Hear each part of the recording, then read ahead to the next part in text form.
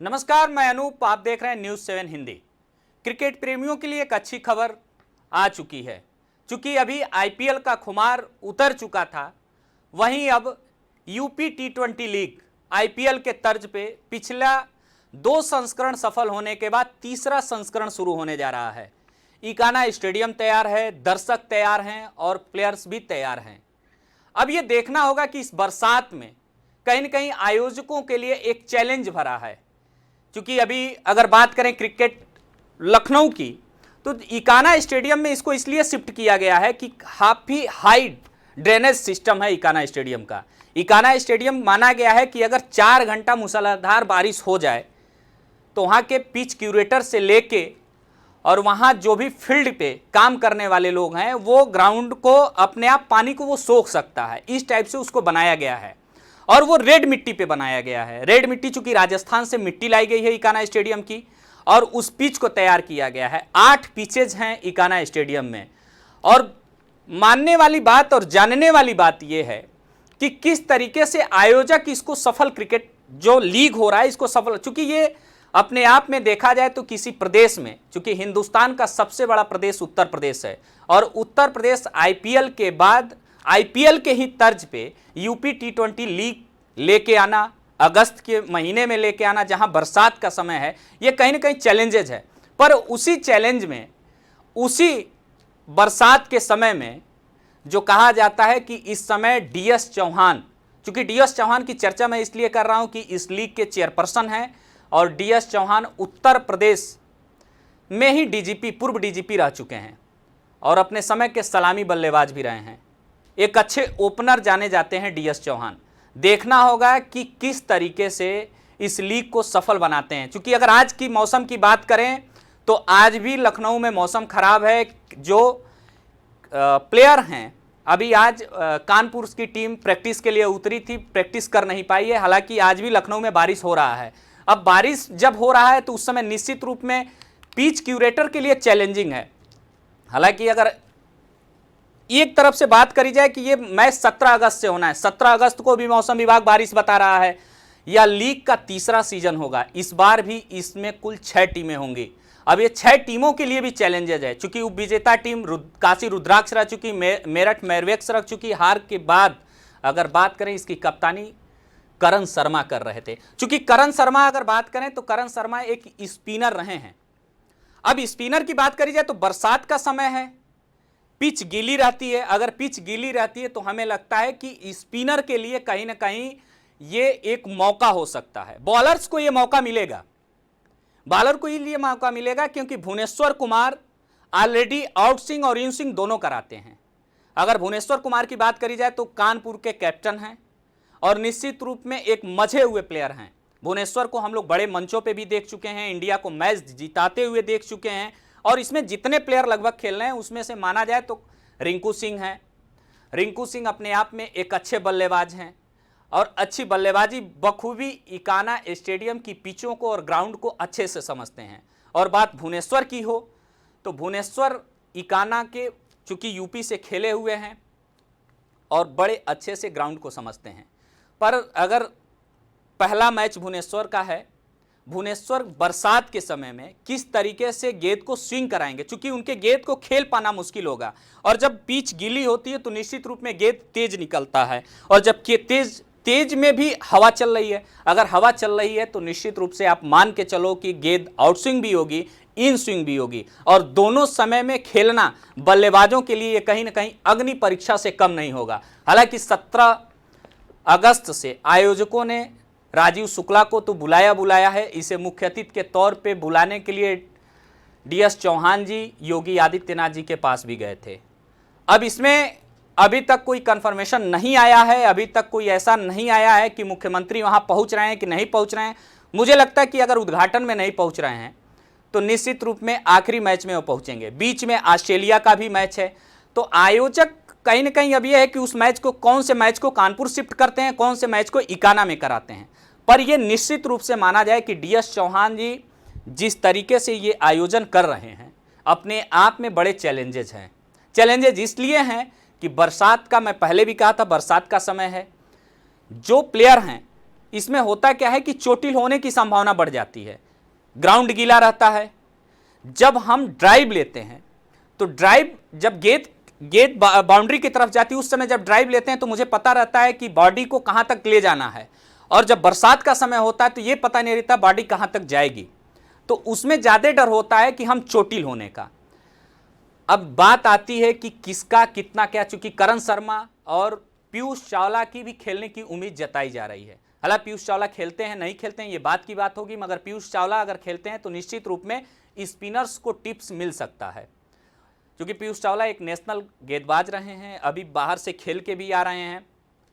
अब Kanpur super giants की बात करें तो कानपुर सुपर जायंट्स पहली बार चैंपियन बनी थी। उस जीत में स्वास्तिक चिकारा चूंकि एक बड़े धाकड़ बल्लेबाज माने जाते हैं और उन्होंने जिस तरीके से बल्लेबाजी की थी, पिछले टॉप स्कोरर रहे थे। 499 रन उन्होंने टूर्नामेंट में बनाया था। अब देखने वाली बात होगी कि चिकारा का रिकॉर्ड कौन इस बार तोड़ पाएगा। अच्छे बल्लेबाज खेल रहे हैं, अच्छा टूर्नामेंट है और आईपीएल के तर्ज पे ये एक बड़ा टूर्नामेंट कराया जा रहा है, क्योंकि 34 मैच होने हैं और उसमें कहीं ना कहीं जो इसमें बेहतर खेलता है उसे रणजी में भी मौका मिलता है, आईपीएल में भी मौका मिलता है और अच्छा खेलने के बाद वो कहीं ना कहीं देश का सितारा भी बनता है। दो चीज़ों पे हमें लगता है कि यूपीसीए को विचार करना चाहिए, क्योंकि ये बड़ा टूर्नामेंट है। राजीव शुक्ला जी के भी ध्यान को आकर्षित करना चाहूँगा और डीएस चौहान जी का भी। जब ये टूर्नामेंट हो रहा है तो क्या उन बच्चों को भी मौका मिल रहा है जो पीछे फॉर्म भर के और प्रैक्टिस अन्य जगहों पे इनको प्रैक्टिस में बुलाया गया था, पूरा 12 मिनट 15 मिनट जो बॉलर था बॉलिंग कराई गई थी, बैटिंग कराई गई थी, क्या वो बेंच पे बैठे रहेंगे या उन्हें ग्राउंड में उतरने का मौका मिलेगा? अगर वो ग्राउंड में उतरते हैं तो निश्चित रूप से ये माना जाए कि ये आयोजन सफल होगा, क्योंकि डीएस चौहान जी का मानना है कि जो गांव देहात में प्रतिभाएं टैलेंट जो हैं वो बड़े मंचों पे नहीं आ पाती है। इससे यूपीसीएल जो यूपी T20 लीग है इससे उनको मौका मिलेगा। अब ये देखना होगा कि क्या गरीब का बच्चा जो प्रैक्टिस करके, अगर वो गेंदबाज है तो धारदार गेंदबाजी करके और बल्लेबाज है तो अच्छे स्ट्राइक से बल्लेबाजी करके जब वो इकाना के स्टेडियम में उतरता है तो क्या टीम मैनेजमेंट उसे ग्राउंड में उतारती है? अगर उतारती है तो मुझे लगता है कि ये टूर्नामेंट सफल होता है, क्योंकि ये अब कहीं ना कहीं एक क्रिकेट पे सवालिया निशान भी खड़े होने लगा है कि ये बड़े पूंजीपतियों का गेम बन के रह गया है। हालांकि मुझे लगता है कि डीएस चौहान जी खुद भी स्पोर्ट्समैन रहे हैं, एक अच्छे बल्लेबाज रहे हैं और जिस तरीके से वो टूर्नामेंट करा रहे हैं, मुझे पूरा भरोसा है कि इस टूर्नामेंट को वो सफल कराने में और जो टैलेंट जिसको मैं बोल रहा हूं गरीब, तो उसे कहीं ना कहीं एक बड़ा मंच देने में सफल होंगे। संस्करण को हाइब्रिड मॉडल में आयोजित किया जा रहा है। अब हाइब्रिड मॉडल क्या है? हाइब्रिड मॉडल यह है कि जिस तरीके से आईपीएल होता है, आईपीएल भी एक हाइब्रिड मॉडल है।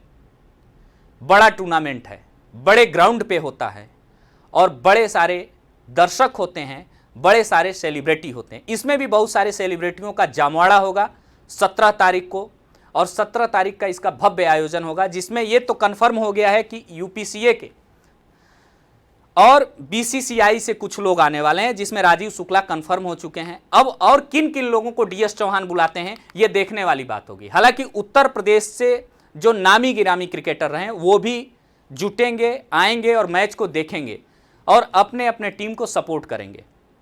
हालांकि पूर्वांचल की बात करी जाए तो गोरापुर की टीम है। निश्चित रूप में गोरापुर की टीम पिछली बार बहुत अच्छा कर पाई थी, पर उतना बेहतर नहीं कर पाई थी जितना बेहतर करना चाहिए। अब गोरापुर की बात इसलिए मैं कर सकता हूं कि गोरापुर में मुझे पता है कि बनारस में अभी ग्राउंड तैयार हो रहा है इंटरनेशनल। बाकी अगर गोरापुर की बात करी जाए तो गोरापुर, कुशीनगर, महाराजगंज, देवरिया में कोई ऐसा ग्राउंड नहीं है जिससे कि अच्छे बच्चे जो खेलने वाले हैं उनको अच्छी सुविधाएं मिल सकें। तो इस बात में मैं गोरापुर के साथ इसलिए हूं कि निश्चित रूप में उन्होंने जो खेला वो खेल अपने आप में बहुत ही अच्छा था, पर कहीं ना कहीं जो उनके बल्लेबाज जो नेशनल गेंदबाज थे उनका सामना करने से बच रहे थे। क्योंकि उसमें टॉप क्लास के स्पिनर थे, स्पिनरों को वो भाप नहीं पा रहे थे। पिछली बार की अगर बात मैं करूं तो जो कानपुर में हुआ था, कानपुर में कहा जाता है कि हल्की घास वाली ग्राउंड है, कानपुर में एक टर्निंग पॉइंट वो ग्राउंड है और टर्निंग पिच है। कभी कभी सचिन तेंदुलकर को भी उस ग्राउंड पे खेलने में दिक्कत हुआ है, अगर सौरव गांगुली को भी खेलने में दिक्कत हुआ है, MS धोनी को भी खेलने में दिक्कत हुआ है। तो टर्न वो क्या है कि 15 ओवर के बाद पिच पे दरार आ जाता है, तो कानपुर में दरार आने के बाद निश्चित रूप में गेट टर्न पे होता है। हालांकि वो वही इकाना स्टेडियम लखनऊ में नहीं है, इकाना स्टेडियम सपाट पिच है, स्पिनर 7 से 8 ओवर बाद स्पिनरों को मदद मिलने लगता है। अब देखना यह होगा कि बारिश का समय है, रुक रुक के बारिश होने की संभावना जताई जा रही है। मौसम विभाग उस दिन भी बारिश का एक तरफ इशारा कर रहा है, तो किस तरीके की रणनीति बनाएंगे। हालांकि भुवनेश्वर कुमार मजे हुए खिलाड़ी हैं, मुझे खुद भी देखने में इंटरेस्ट, जो भुवनेश्वर खेलेंगे कैसे खेलते हैं और कैसे अपने टीम को खिलाते हैं, मैं खुद भी देखना चाहूँगा। अगर व्यक्तिगत तौर पे बात करें तो भुवनेश्वर चूंकि नेशनल प्लेयर में रणनीतिकारों में रहे हैं, तो एक अच्छा रणनीति भी बना सकते हैं।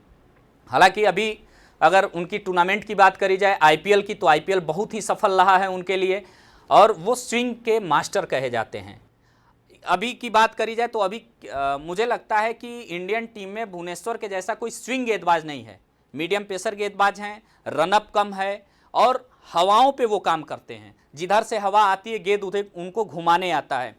तो अब ये देखना है कि अगर मैं जहाँ तक इकाना ग्राउंड की बात करूँ और इकाना को जो मैं समझता हूँ, क्योंकि थोड़ा बहुत मैं भी क्रिकेट को जान पाता हूँ, तो अगर मैं बात करूँ इकाना में, तो अगर पूरब से हवाएं आएंगी तो निश्चित रूप से गेंद आप मान के चलिए कि आउटस्विंग होगी, LBW का खतरा हो सकता है। अब देखने वाली बात होगी कि ये गीली पिच पे किस तरीके से ये प्लेयर्स खेलते हैं और कितना रंग जमाते हैं। अगर रंग जम गया तो मान के चलिए कि ये आयोजन सफल रहा और इससे टैलेंट निकलकर अगर देश के नाम रोशन करते हैं तो निश्चित रूप में DS चौहान का भी सपना पूरा होगा, उत्तर प्रदेश के मुखिया का भी सपना पूरा होगा।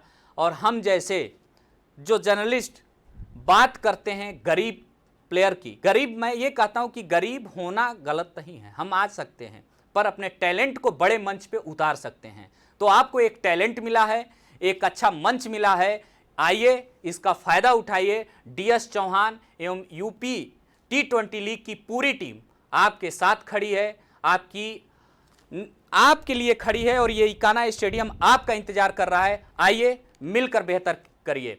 आगे के मैचों के लिए हम फिर आते रहेंगे, फिर आपसे मिलेंगे और बताएंगे कि 17 तारीख का जो मैच है किस तरीके से खेला गया है। क्रिकेट मैच के लिए जो ये UP T20 लीग हो रहा है उसकी पल पल के अपडेट के लिए बने रहें न्यूज़ 7 हिंदी के साथ।